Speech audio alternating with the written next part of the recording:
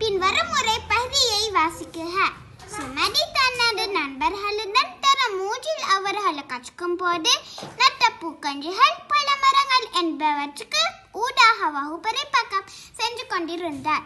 தேனருவி ஆரம்ப பாடசாலையில் தரம் 5 கல்வி கற்கும் இந்த மாணவர்கள் அடுத்த ஆண்டு புதிய பாடசாலைக்கு செல்ல உள்ளனர். பூக்கள் மற்றும் பழங்கள் நிறைந்த மரங்களுக்கு இடையில் சென்று கொண்டிருந்த போது அவர்களுக்கு பாடசாலையை விட்டு விலகிச் சென்ற அகிலன் பற்றி நினைவுக்கு வந்தது. அதற்கான காரணம் அவர்கள் இந்த மரங்களை நடும் போது அவரே தலைமை வகித்தவராக இருந்தமை ஆகும். அப்போது சுமதி அகிலனை போல வேறு பாடசாலைக்கு செல்வதற்கு முன்னர் நாங்களும் புதிதாக ஒன்றை செய்ய வேண்டும் என்று ஆலோசனை கூறினார். அதற்கேற்ப பாடசாலையின் பிரதான மண்டபத்தின் 2 சுவர்களிலும் உலக படத்தையும் இலங்கை படத்தையும் வரைவோம் என்பது தர்சினியின் யோசனையாக இருந்தது.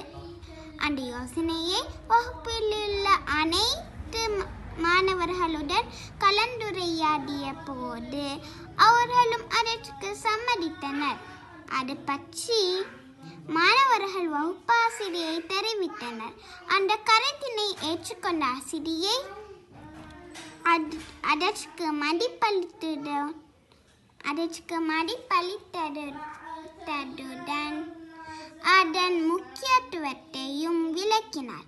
இறுதியில் இந்த கருத்தினை அதிபரிடம் தெரிவித்து அதற்கான அனுமதியை பெற வேண்டும் எனவும் அவர் கூறினார். ஒரே பகுதியை கொண்டு விடை எழுதுக. முதலாவது கேள்வி, மேலுள்ள உரை பகுதியில் குறிப்பிட்டுள்ள பாடசாலையின் பெயர் யாது? தேனருவி ஆரம்ப பாடசாலை. போட்டிக்கு தேனருவி ஆரம்ப பாடசாலையில். இரண்டாவது கேள்வி, மரங்களை நடுவதற்கு தலைமை வகித்தவர் யார்? அகிலன். இங்கு போட்டிக்கு அகிலனை. அப்ப இங்க போட்டிக்கு அகிலனை பற்றி நினைவுக்கு வந்தது. அதற்கான காரணம் அவர்கள் இந்த மரங்களை நடும் போது அவரே தலைமை வகித்தவராக இருந்தவர். அப்ப இரண்டாவது கேள்விக்கு விடை அகிலன்.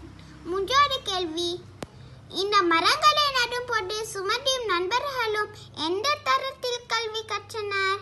தரம் 3 கல்வி கற்றனர். இங்க போட்டிக்கு தரம் 3 அவர்கள் கற்கும் போது நட்ட பூக்கன்றுகள் பழங்கள். அப்ப மூன்றாவது விடைக்கு தரம் 3 கல்வி கற்றனர். அதுதான் விடை. நான்காவது கேள்வி, பாடசாலையின் பிரதான மண்டபத்தின் 2 சுவர்களில் எவற்றை வரைய வேண்டும் என தரிசன யோசனையாக கூறினார்? இலங்கை படத்தையும் உலக படத்தையும். போட்டிக்கு பிரதான மண்டபத்தில் 2 சுவர்களில் உலக படத்தையும் இலங்கை படத்தையும் வரைவோம். அப்ப நான்காவது விடை கேள்விக்கு இலங்கை படத்தையும் உலக படத்தையும் தான் விடை. ஐந்தாவது கேள்வி, மாணவர்களின் யோசனைக்கு வகுப்பாசிரியர் இறுதியில் யாது கூறினார்? இந்த கருத்தினை அதிபரிடம் தெரிவித்து அதற்கான அனுமதியை பெற வேண்டும் எனவும் அவர் கூறினார்.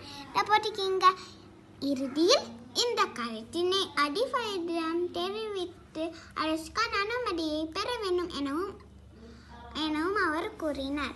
அப்ப ஐந்தாவது கேள்விக்கு இருக்க விடை. ஆறாவது கேள்வி, பழைய என்பதன் எதிர்கருத்து சொல் இப்பந்தியில் குறிப்பிட்டுள்ளது. அது என்ன?